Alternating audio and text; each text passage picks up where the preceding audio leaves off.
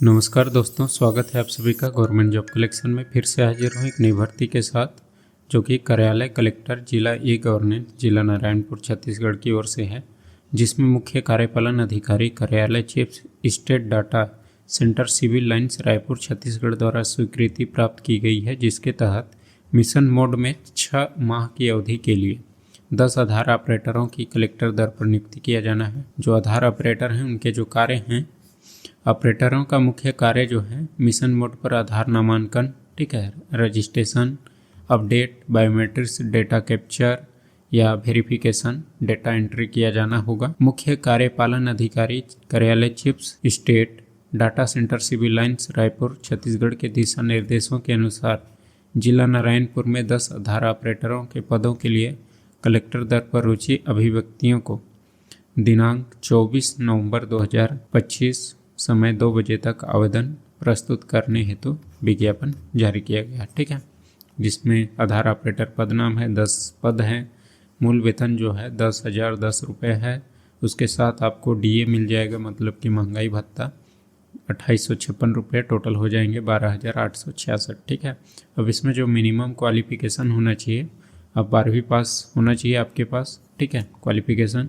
साथ ही आपका आधार operator certified होना चाहिए। साथ ही अच्छा कंप्यूटर का ज्ञान होना चाहिए, ठीक है, जिसमें एमएस ऑफिस अंग्रेजी टाइपिंग का कार्य करने की क्षमता अच्छा होना चाहिए, ठीक है। चयन का आधार जो है, पहले आधार ऑपरेटर सर्टिफाइड को प्राथमिकता दिया जाएगा, उसके बाद नहीं मिलेंगे तो उनको प्रतीक्षा सूची में रखा जाएगा, ठीक है। जिनके पास ये क्वालिफिकेशन नहीं है, NSEIT मतलब कि आधार ऑपरेटर सर्टिफिकेट, अगर ये है तो आपको पहले प्राथमिकता मिलेगा, ठीक है।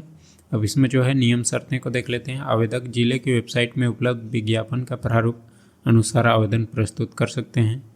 जिला ई गवर्नेंस DEGS कलेक्टर कार्यालय कक्ष क्रमांक 67 जिला नारायणपुर में निर्धारित दिनांक व समय में अभ्यर्थी द्वारा डाक या स्वयं उपस्थित होकर आवेदन पत्र जमा किया जा सकता है, ठीक है। अभ्यर्थी की सेवा अवधि में पेंशन, मृत्यु लाभ या शासन में प्रचलित नियमित संविदा कर्मचारी पर लागू लाभ प्रदान नहीं किया जाएगा, ठीक है। प्रतीक्षा सूची के अभ्यर्थियों के लिए लिखित NSEIT परीक्षा UIDAI द्वारा आयोजित परीक्षा में शामिल होने के लिए अभ्यर्थियों को किसी भी प्रकार का यात्रा व्यय भुगतान देय नहीं होगा। सेवा अवधि के दौरान प्रतिमाह एकमुश्त कलेक्टर दर पर मानदेय होगा, ठीक है। इसके अतिरिक्त किसी भी प्रकार की सुविधा भत्ता प्रदान नहीं की जाएगी। अभ्यर्थी को जिला नारायणपुर का मूल निवासी होना अनिवार्य है। निवास प्रमाण पत्र हेतु सक्षम प्राधिकारी द्वारा जारी निवास प्रमाण पत्र प्रदान किया जाना है, ठीक है। नियुक्ति 6 माह के लिए होगी। तत्पश्चात आवश्यकता अनुसार उन्हें कार्यक्षमता एवं आचरण व्यवहार के आधार पर कार्य अवधि निरंतर रखे जाने पर विचार किया जा सकता है, ठीक है। सेवा के दौरान यदि किसी ऑपरेटर की कार्यक्षमता एवं आचरण व्यवहार सही नहीं है तो किसी भी समय बिना कारण बताए सेवा से समाप्त किया जा सकेगा, ठीक है। कार्य अवधि समाप्ति होने के बाद कार्य अवधि निरंतर रखे जाने हेतु मुख्य कार्यपालन अधिकारी कार्यालय chief state data centre Civil Lines Raipur Chhattisgarh तथा जिला ई गवर्नेंस नारायणपुर अध्यक्ष के द्वारा निर्णय लिया जाएगा, ठीक है। अभ्यर्थी का उम्र जो है 1 जनवरी 2025 को कम से कम 21 और अधिक 35 वर्ष होना चाहिए, ठीक है। उम्र की पुष्टि हेतु 10वीं का मार्कशीट आपको प्रस्तुत करना है। आवेदन के साथ संलग्न समक्ष प्रमाण पत्र को स्वप्रमाणित किया जाना अनिवार्य होगा। अपूर्ण, अस्पष्ट तथा त्रुटि आवेदन पत्र के संबंध में पृथक से कोई सूचना जारी नहीं की जाएगी एवं ऐसे समस्त आवेदन अमान्य कर दिए जाएंगे। लिफाफे के ऊपर आवेदित पद का नाम, आवेदक का नाम, पत्र व्यवहार का पता स्पष्ट रूप से लिखा जाना चाहिए, ठीक है। प्राप्त आवेदनों में से पात्र अपात्र पाए गए आवेदकों की सूची जिले की वेबसाइट में अपलोड किया जाएगा, ठीक है। और जो है चयन के बारे में महत्वपूर्ण शर्तें दिया है। जिन अभ्यर्थियों के पास NSEIT सर्टिफिकेट उपलब्ध नहीं होगा उन्हें प्रतीक्षा सूची में रखकर परीक्षा दिए जाने हेतु अवसर प्रदान किया जाएगा, ठीक है।